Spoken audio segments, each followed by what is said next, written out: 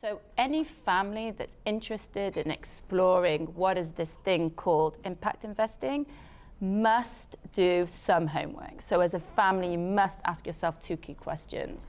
One, what are our values? So you can't really go into impact investing without understanding what are our values as a family, what touches us, what do we care about? That could be climate, it could be barriers to girls and women, it could be alleviating poverty. I would say more often than not, and definitely we recommend that the values should be in line also with your philanthropy. So if in philanthropy you're focused on, again, environmental or climate issues, then it would make sense that in your investing that would match.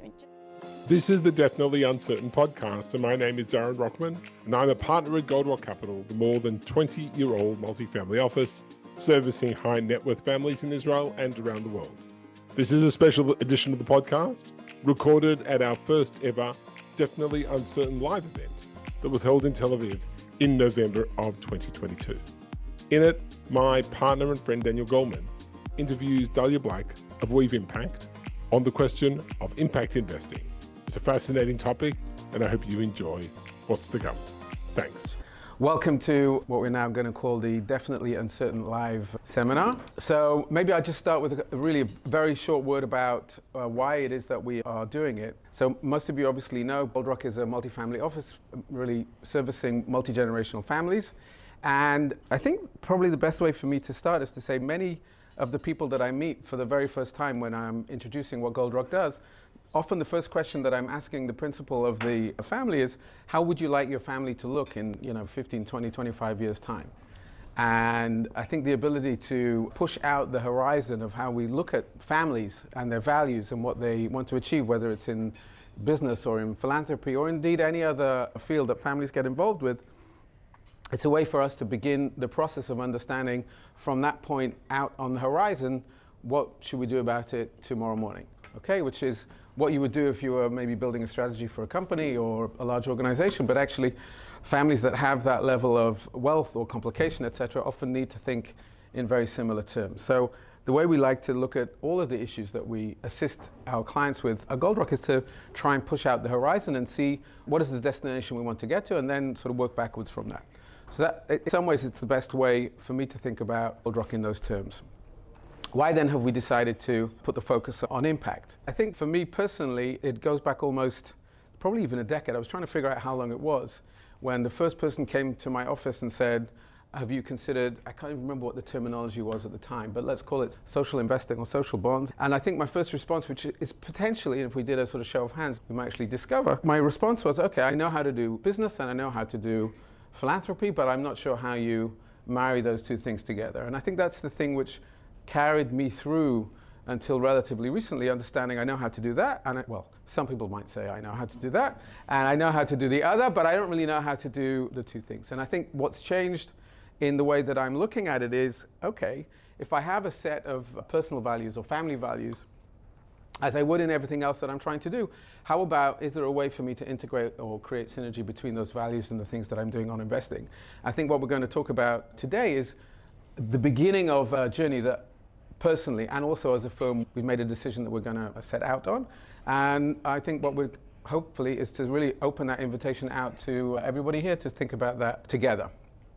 And as with a lot of things that I've done on investing wise, it sort of came to me in the end by mistake, in the sense of I was looking at a particular investment, and during the process of the diligence or thinking about it, it occurred to me that in addition to the angle of potentially making money, there was maybe some good outcome that was going to come out of it. And then I realized there's this thing called impact investing. So it didn't really come sort of top down, it sort of came from bottom up. And then I'm like, which is, by the way, for those who don't know, that's how we ended up a family office.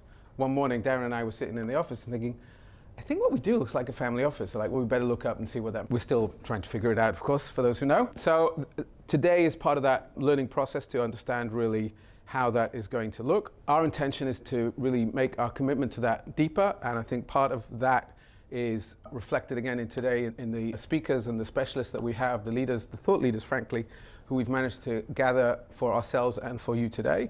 And obviously we'll talk more about them as we go. But I think also specifically what I wanted to highlight and mention also is to say that we've also made a decision, and we'll meet Dalia very shortly, is that for us, we're all about working with best of breed advisors in all of the things that we do, whether it's investing or legal or whatever that is.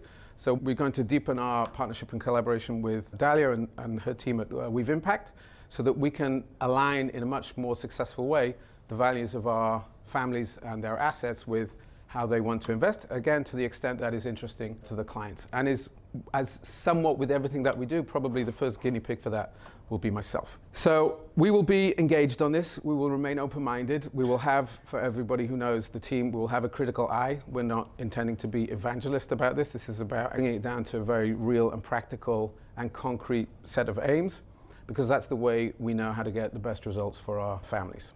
So with that, we're going to switch immediately to the first of our sessions. I'm going to invite Dalia to join me. Dalia Black is the founder and CEO of Weave Impact. Weave Impact is a boutique advisory firm which really is working with clients in order to create and implement social impact investment strategies, particularly in Israel, although I've already discovered that it is not limited to Israel.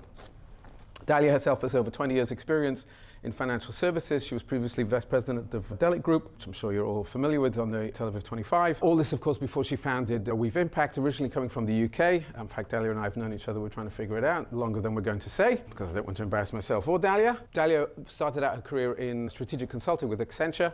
And after that, she worked in a number of firms in Israel, including Viola Credit. For those who are not familiar, a very large venture lending fund here in Israel. One thing you'll learn about Dalia is that she's very passionate about everything that she does, and included with that is understanding how to use investment and assets and capital in order to create social change. So with that, I will say welcome to Dalia. Thank you. What I think we're going to try and do is sort of figure out how we ended up where we are today. I think the first and most relevant place for us to start is perhaps if you could tell us how you ended up in the world of impact. Now, you come from Delic. That's not exactly impact. So what happened to you? Sure, with pleasure. First of all, good morning. It's such a pleasure to have someone who's from a more northern town in England interview me this morning. Hopefully, we searched high and low. Hopefully, I will sound better than Daniel. And so, as Daniel mentioned, I come from a private finance background, and I never considered anything other than profit maximization in my career. So whether that was looking for tech deals at Plenus or at Delic, as you all know, it's an oil and gas company with a major shareholder, and the conversations were never around anything other than profit maximization, and in particular, the share price. Until I met about 9 years ago a couple from Australia. They're from the Lieberman family, and it's public. I'm sure some of you are familiar with the family.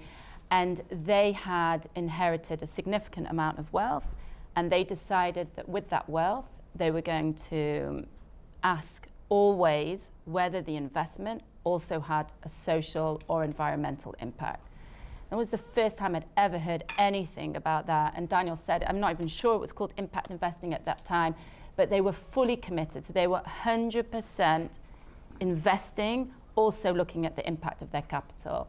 And I went away and thought, if I can do that with my career, as in I can keep investing, but also look at the social environmental impact, it has to be a dream job. And so maybe a few months later, I left Delic and set up Weave Impact, and with a very personal goal of moving as much capital as possible into investments that also have a social or environmental impact.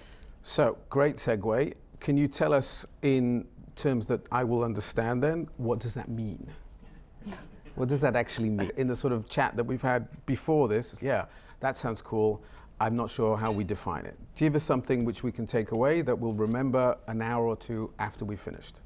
I can try. Yes. So for me personally, we take a very umbrella, broad approach to impact investing. And there is a number of people in the room who've already spoken to me about how they see impact investing and where it isn't impact investing and so on. So we'll try and take a definition that is acceptable to all of us. I'll use two volunteers to help me. I'll use Gabby over there. Gabby, say hi. And Oren. I'm picking on you, is that okay? Okay, so we have Gabby and Oren. Oren, say hi so everyone knows who you are. Okay, Gabby is going to represent hardcore business. Okay, so Gabby does not care about anything other than financial return. And Oren is a philanthropist, and he does not care at all about financial return. He only cares about the social impact of giving away his capital. So there are two differences between Gabby and Oren. Anyone want to take a stab at it? One, social impact, right? Gabby doesn't care. So she may end up doing social impact, but it'll be by default. She really doesn't care. She just wants to see profit maximization. Let's say she's making 20% plus. And in the case of Oren, he hopefully, if he's a sophisticated philanthropist, is making significant social impact. But there's another difference between them. Oren is making minus 100% financial return on his capital. Knowingly, right? Oren is giving away millions of dollars a year. He's not expecting to see any of it back. But Gabby is, of course, hoping to see her capital back, plus whatever returns that she can make. And anything that falls between the two of them is impact investing. Now, we'll talk this morning what that means and what it can look like and so on. But for the sake of our discussion, anything that has some financial return, as in, I'm not giving away a grant, I'm expecting to see my money back, and has some social or environmental return, is an impact investment. Everyone's with us? Okay, sorry. So, leading on from that's great, now I understand. Okay, good. Leading on from that, I think one of the things which many people are concerned about is if I do impact investing, I have to give up on making money. So should I expect to be giving up on my expected returns? Is there a way to do it without doing that? How should I look at what my expected return on impact investment is relative to what I would be doing with the rest of my wealth?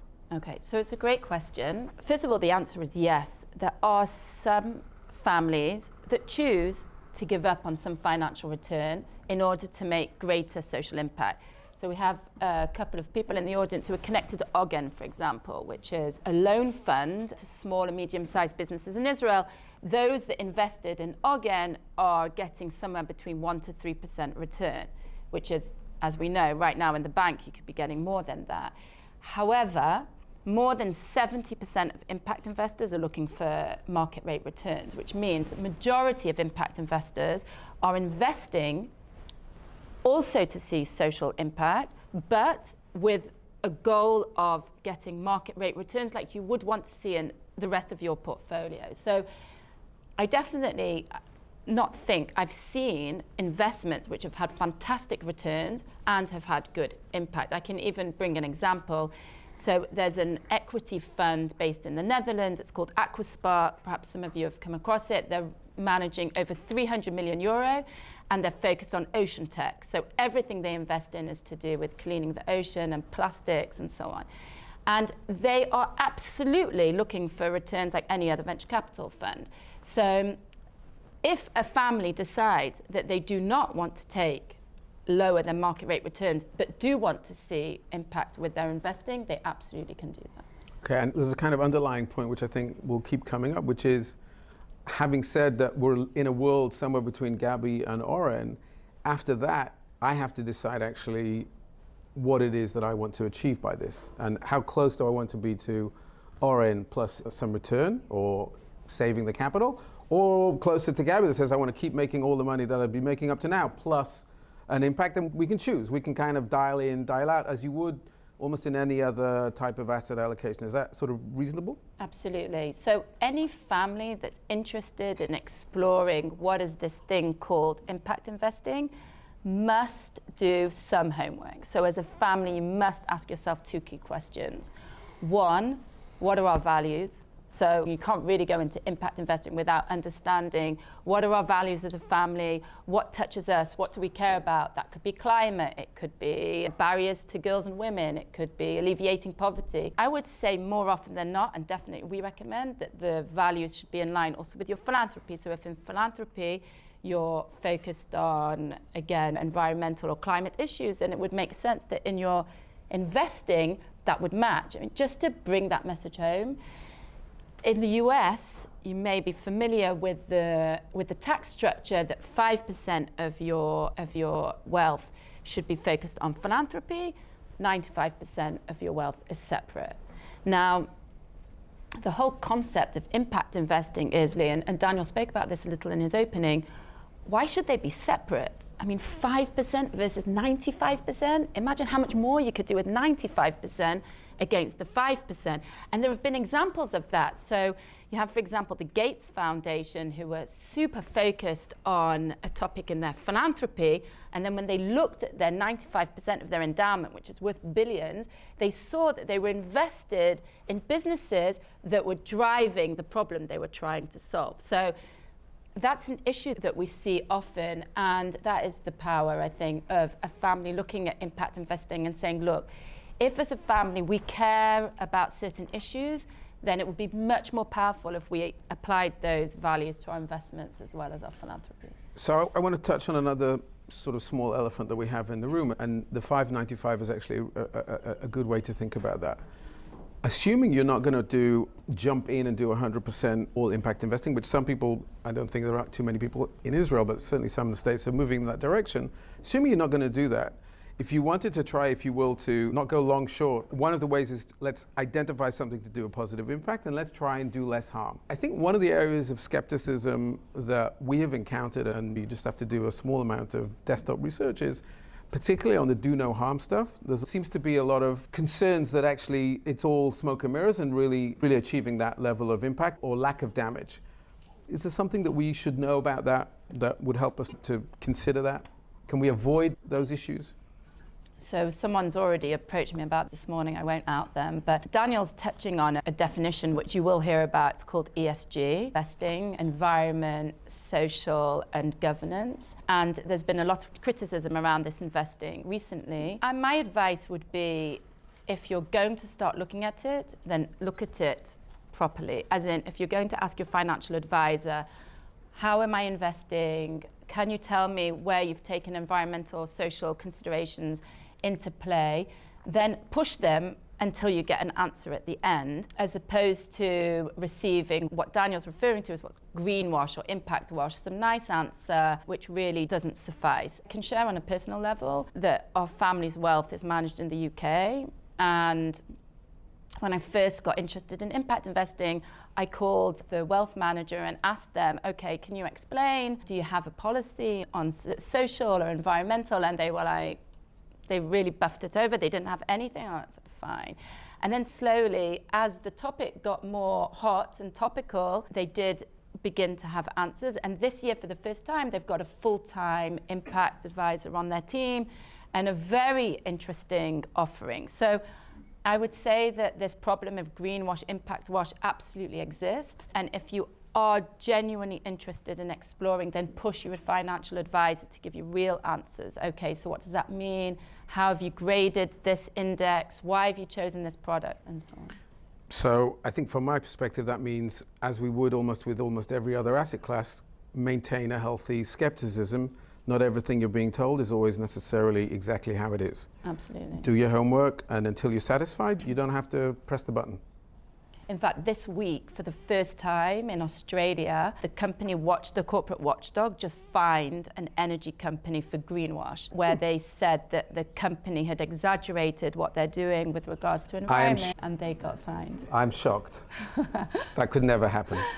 But you can see that regulation is beginning to mature. It's a market which has gone like this in a very short amount of time, and it comes with some issues, but we're beginning to see them. So we get to the end of the day, everybody goes home, they're like, oh, that was cool, fun, free food on Goldrock, that's great. What would be a practical set of things to do if somebody came and said, okay, help me. How could we do this? What would that look like? So the first piece of advice I always give is, first of all, look at what you're invested in. Speak to your wealth manager, speak to your family office. Just understand, without making any change, just understand at anywhere in your portfolio has this been taken into consideration. It could be that you've invested in a fund like Helios, which is an Israeli fund. They're already on fund 4 or 5. I don't think they categorize themselves as impact, but they're investing in alternative energy infrastructure around Europe. It's a super interesting fund. And just understand what your portfolio looks like.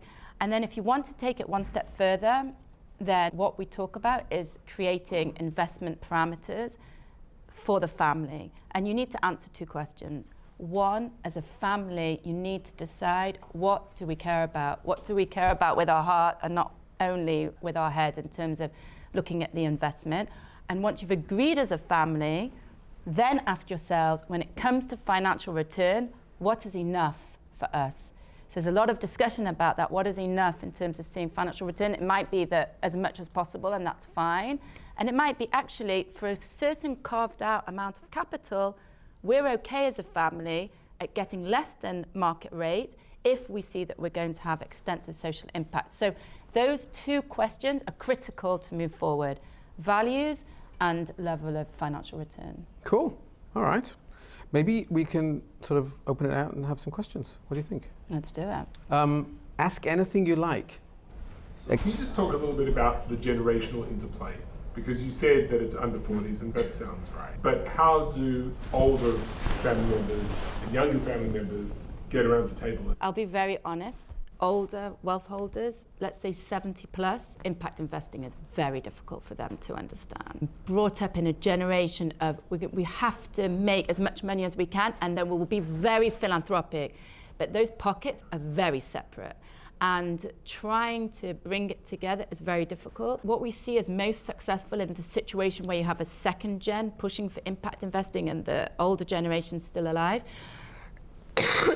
is, that they will get a carve out of the family's wealth. So the older generation will say, fine, I understand, you want to do this thing. You almost said fun. You did almost say fun, didn't you? We'll carve out a portion of the wealth. You can do impact investing with that, but we're going to see it as separate from the rest of our wealth. But it's a journey, and it is a journey that the older generation needs to be taken on. And I can tell that once the second gen starts and they start making those impact investments, and the older generation understands that actually it's not philanthropy and they're not throwing away the capital, they tend to come on board and want to get more involved.